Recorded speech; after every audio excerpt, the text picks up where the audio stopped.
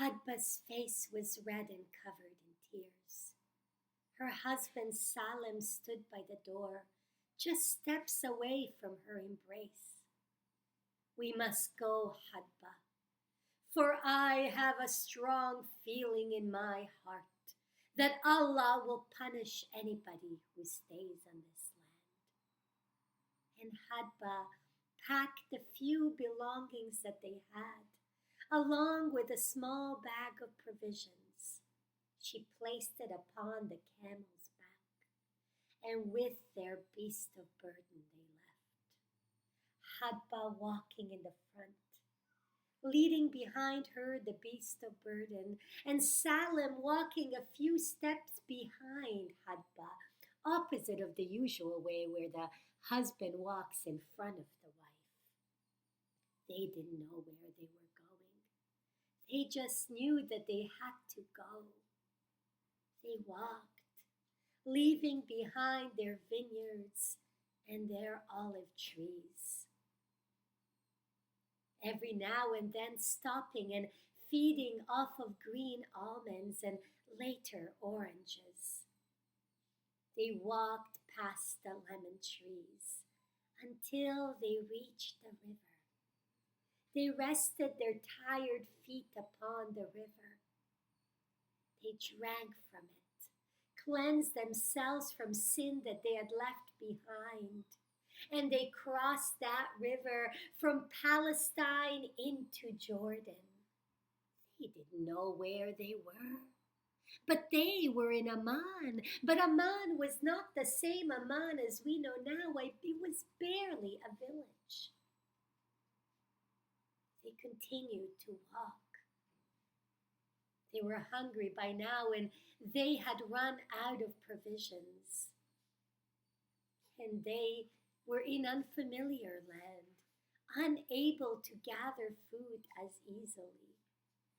Hungry and thirsty, they walked south until they reached Rabba, a small mountainous land covered in trees. Now they were in familiar land. Why, Salam could farm on this land, and maybe they could stay. Just then, Hadba saw smoke in the near distance. Where there is smoke, there must be a tent. They walked towards that smoke until they reached a large tent belonging to a wealthy Bedouin named Mohammed. Now I know it might seem strange to you that a Bedouin would have land, but you see, Bedouins are not always nomads. When they have land, they settle on that land, and the only time they leave is to take their sheep out to roam. Muhammad welcomed them inside of his tent. There they meet his wife Amina, a young woman whose face is worn by the sun. Her curvaceous body is covered by loose black cloth, and upon her neck lay chains and chains upon chains. Ahlan, she greets them in Arabic, as her lips twist into a joyful smile, making the lines on her face momentarily disappear, displaying her youth. She sits them down on brightly colored sequin mats, and she brings them a large tray full of food, meat and milk, and a tall glass of camel milk to be shared by all. And at night, Mohammed greets his guests with drumming and folk tales, while Amina serves them dates and kahwa and shai until they shake their cups no more. And this goes on for 3 days. And for those 3 days, the Bedouins don't ask the couple who they are or where they came from. They just continued showing them hospitality. And on the third day, the cup Bedouins welcomed Muhammad by the fire. Tell me your story, but only if you want to. Otherwise, you may stay here as long as you wish. And Salem told the Bedouin his story. He told the Bedouin the story of his 16-year-old cousin. That day was just like any other day. The birds chirped and she awoke.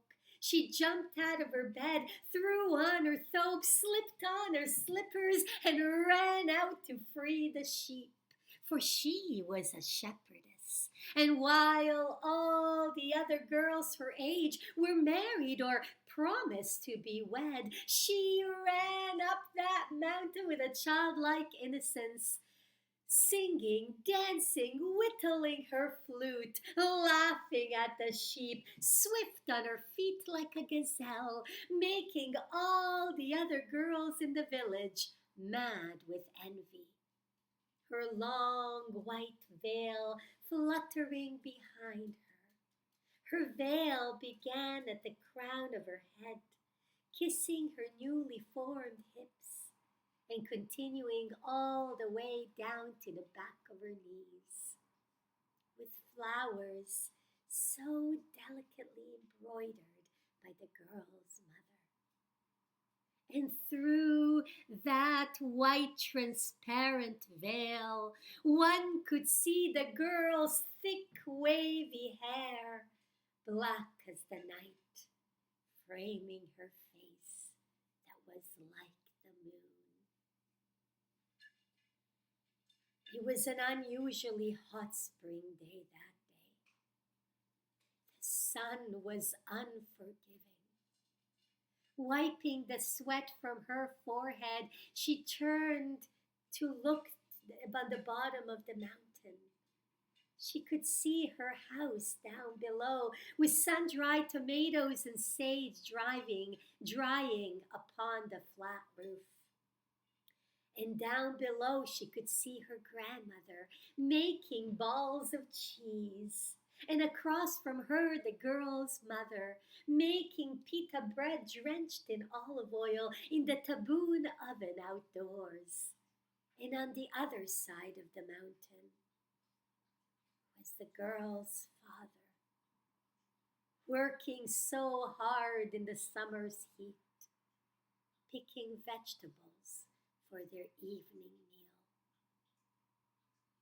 And across from him, old Yusra, whom the girl loved so much, wearing her thobe that she embroidered on her own, and a mismatched hot pink shirt, and she had one hand upon her hip and the other one over her forehead. She looked in the direction of the girl's house, and she waved. It was an unusually hot spring day that day. The sun was unforgiving.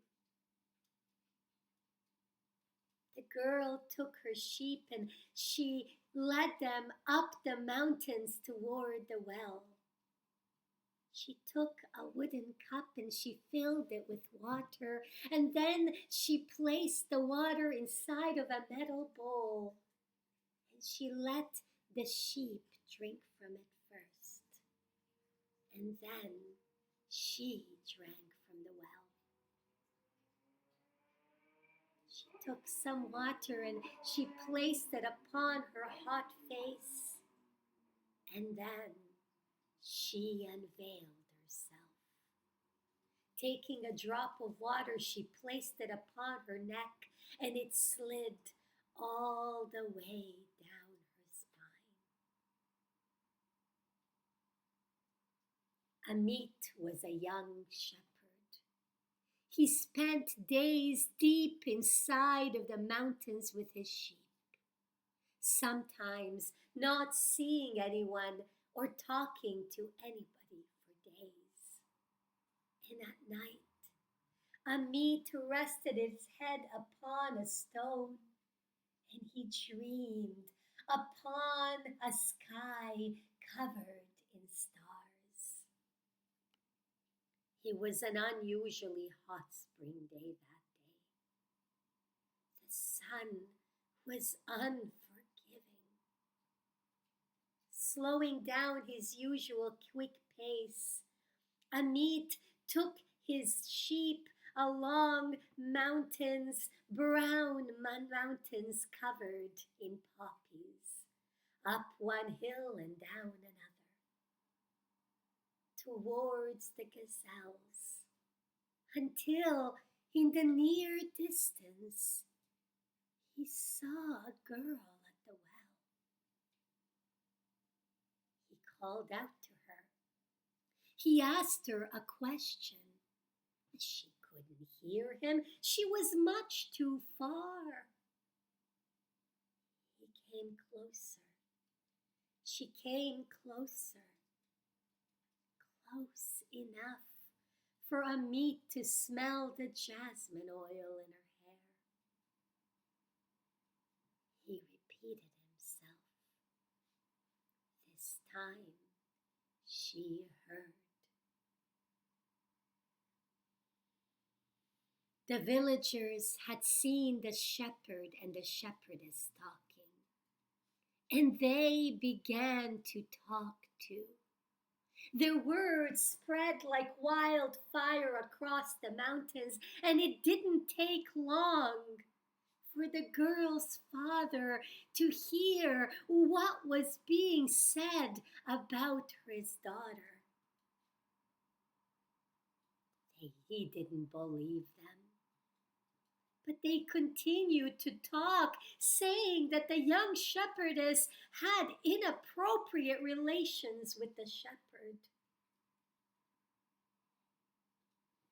What was the father to do? All he had was his family, his land, and his pride. He waited for his daughter to come home. And he took his daughter deep inside of the mountains. Other men followed, picking up stones along the way. And it was in that cave that our shepherdess took her last breath. There was a long pause as Salam wiped a tear from his cheek. When I heard where they had taken my cousin, I ran towards that cave. But it was too late. I found my cousin buried underneath stones, stained.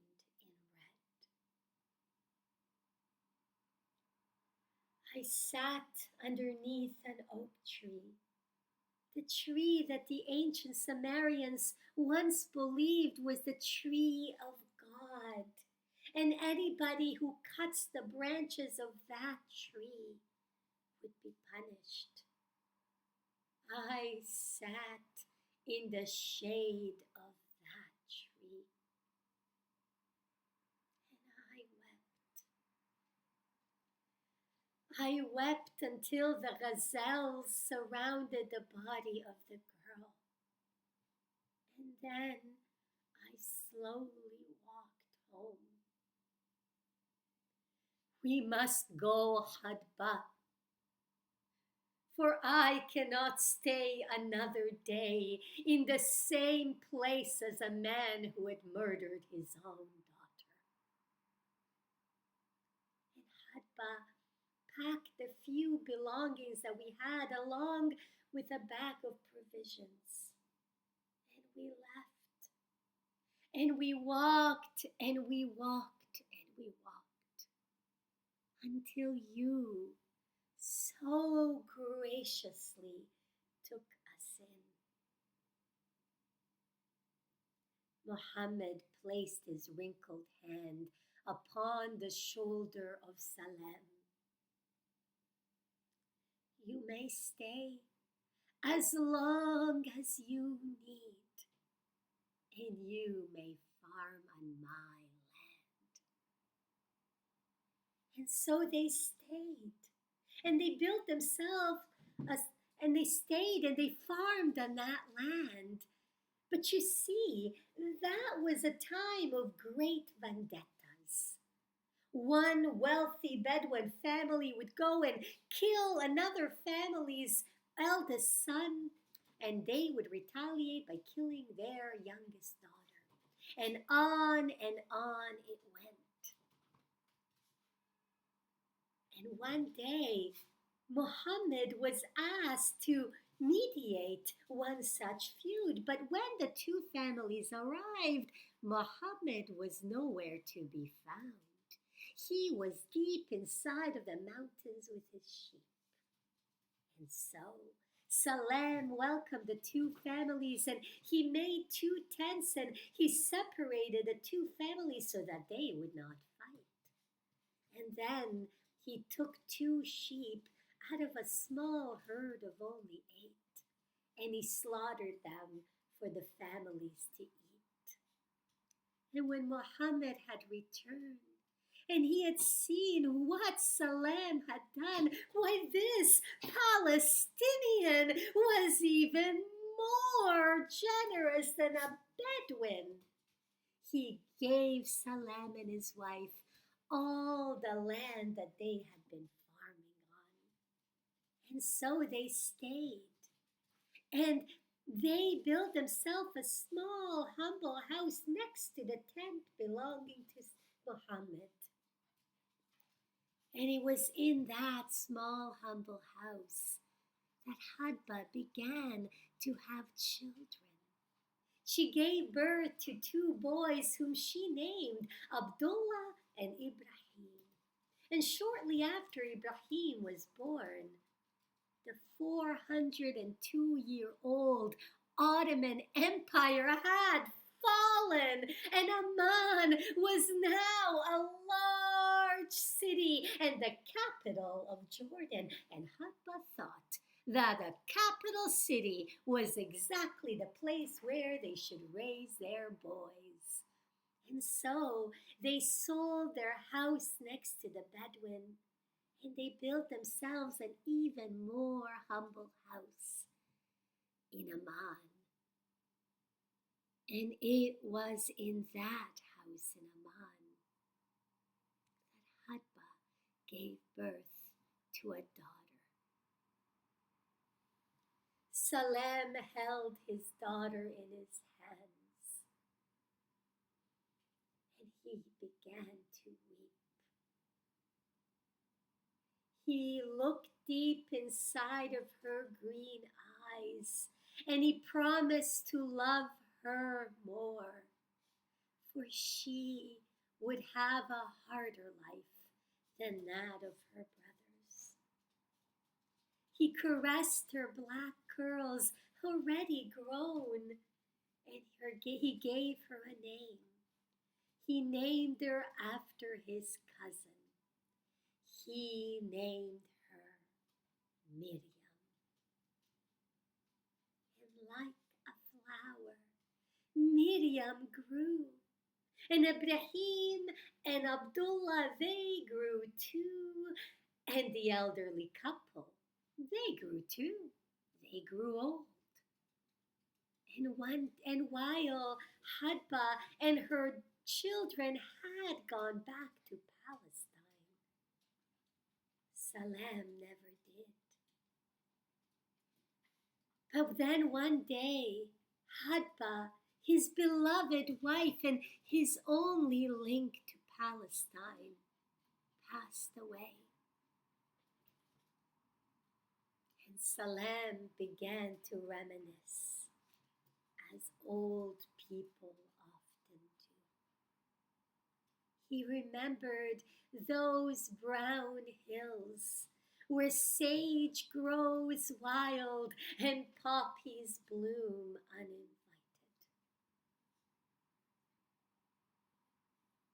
And he began to miss Palestine, those rugged hills. One night, as Salim walked through the streets of Amman, he smelt a strong scent of jasmine in the air. He remembered his cousin, whose hair always smelt of jasmines.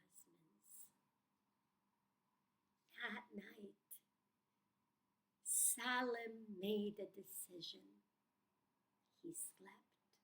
And in the morning he took his cane and his horse, and he rode that horse towards the river. And as the refugees were leaving Palestine into Jordan, 90-year-old Salim rode his horse home, not for the people, but for the land, for Palestine. He rode that horse until he reached the river. And then he rested his old, tired feet inside of the water. He drank from it. He cleansed his face of the sins that he had left behind. And 90-year-old Salim crossed the river from Palestine into Jordan. And he rode that horse past the lemon trees and past the orange trees and towards his vineyards and his olives. And when he arrived, he built himself a small house on top of the highest mountain, away from anybody that he knew.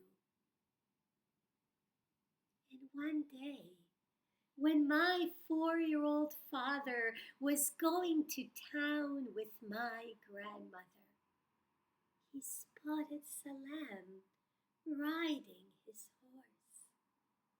"Mother, who is that old man with a cane and a horse?" "That is the young man who was brave enough to leave. And he is the old man who was courageous enough to return." And that courageous old man wakes up at dawn every day. And he takes his cane and he takes his horse and he rides his horse up the mountain towards a cave, with the wind slapping his face, carrying a voice whispering to him, "Tell him I'm innocent. You tell them that I'm innocent." And when he reaches the top of that mountain, he places a poppy upon the grave of his cousin. And then he sits underneath that oak tree and he waits for passerbys to arrive. And when people do walk by, he invites them to the shade of his oak tree. And he tells them stories of his cousin. Because 90-year-old Salim knew what storytellers have known since beginning of time, that only through story could he bring Midian